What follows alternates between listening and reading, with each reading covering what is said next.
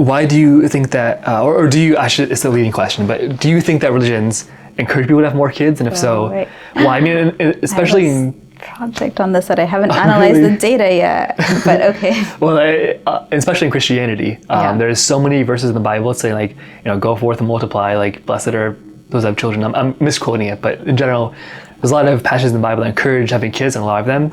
In the Quran, I'm sure if you research this, you already know, but in the Quran, it's to be a little less so, but still encourage people to have kids. And Hinduism also encourages people to have children.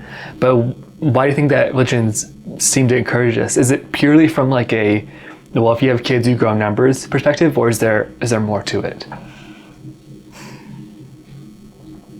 It is still a leading question because I'm not sure that religions encourage having lots of kids. That's fair. Well, what's your perspective? So here are two possibilities. One is that it is possible that the religions that didn't encourage having kids, like the Shakers are a famous example of that. In fact, they encouraged adopting kids, and they survived in the US for a long time by encouraging members to join the group, but they encouraged celibacy and no marriage. And it was a very kind of gender egalitarian movement for the 19th century. It's actually quite interesting. There are very few Shakers left now. But actually my understanding is that that's partly because a law changed in the US about religious groups being able to adopt kids. And so in another world, they might have been fine by just like having other people reproduce and then letting people enter their group. So I'm not sure that religions are like inherently pro-natal, but I think you're right in that the ones that are pro-natal are going to be more likely to persist and spread, all else equal. And then in terms of like the actual content of the verses, my partner is actually in religious studies, and we often disagree about this. But I am much more on the side that religious texts don't constrain people's behavior. Oh, really? That you can take, and this is a little bit motivated by the current American experience, and this is true for legal texts as well. Like, I'm kind of on the side of legal texts and religious texts seem to constrain people's behavior very little, because you can see Christians that take totally different aspects of the text that they both have access to and come to totally different conclusions. Christianity was used to justify slavery and to justify abolition. Christianity is used to justify being very nice to the poor and keeping all the money to yourself. True. So seeing that pattern, seeing all of those possibilities makes me a little bit skeptical of how much the texts constrain people. And the same thing, and I've never taken a law class in my life, so I will accept that I'm probably wrong about this, but it is also interesting to see, legal scholars come to very different conclusions about how precedence changes, or how precedence influences what is legal or not now. And any time that you have a court decision that's split suggests that there is weak constraints on the decision making. And that's not always true. Like, I think we mostly hear about the cases where the courts are split because they're kind of politically contentious issues. A lot of the time they're in agreement, and then we don't hear about it. Kind of back to your point that everybody wants affordable housing, everybody wants kind of ability to raise children in a safe environment, and what is debated is how we get there. And I think that unfortunately, like, that's true for legal cases, also the ones that are the media landscape kind of minimizes the importance of those places where there is consensus. And so maybe there are some constraints, but they're not. When there's enough motivation to read different conclusions from the legal precedents, like, it seems like legal scholars manage to do that. That's very cynical, and I'm happy to be corrected by others. But that's interesting. That's true. Yeah.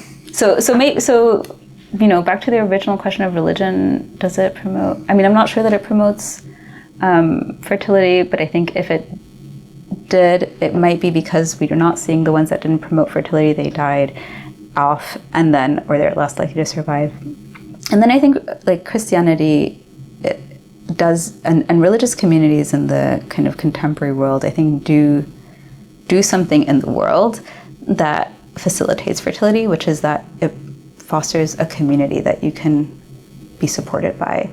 And in a world where we don't really have like our family oftentimes living around us, we don't have very many other forms of social support, the state doesn't really provide a huge safety net, like having a community of people, oftentimes organized around a religious institution, that are willing to come to your aid if the shit hits the fan, or if you need a nanny or somebody to take care of your kid, anything. Like, I think that also gives people kind of greater freedom to exercise their reproductive choices, particularly in the direction of having children. And so I would be tempted to think that that might be another pathway of influence. Like, they can promote fertility because they also provide the support for helping community members. Not everybody, but their community members. That's true. I didn't think about that. They provide, like you said, like almost like, you know, a better environment to raise children in than the people that aren't in that community sometimes, you know. Like a whole church full of people who are willing to watch your child, you know. Right. And food that's able to be given to you, or diapers that are donated to you. Yeah. I was just talking to a colleague who said they're no longer part of this church, but when they did have kids, they were a member of a church that was very community oriented, and that, I forget the number, but like, let's say for 2 months they had community members bringing them food. Wow. And that's apparently something I've never had children, but like, that's something that recent parents really value. They're so overwhelmed in terms of time, they don't have time to eat like a home cooked meal. Having your community step up for you in that way, I think, is huge. And we don't have currently other ways to organize ourselves, or they're not very common, other ways to organize our communities into these kinds of communities of mutual aid. Yeah, that's very true. I'm not religious myself personally, but one thing I do like really support about churches is how much community they provide, you know? Like having a place on Sunday to go see your friends and stuff is nice, and having food after, you know, especially in a world where people report loneliness more and more. Having community is definitely certainly a nice thing. I'm not saying it has to be in a religious context, but the community aspect I think is definitely lacking in society today, which is probably why people gravitate towards that more. Yeah, and it's something, I'm also not religious, but I also value that, and I have been asking myself, like, what is a secular replacement for that? And we haven't really figured that out. And I think the regular, it doesn't have to be weekly, but the regular meeting is also key. It means that you to the fire, you have to show up, you constantly form those connections and reinforce them. Whereas if it's just kind of like a little casual meetup, you can come if you want, you don't have to. It's very easy to say like, oh, I'm too busy this Sunday, oh, I'm feeling very tired, like I'm not going to show up. So I don't know what a civic organization looks like that is this kind of regular meetup and a sense of responsibility to your community.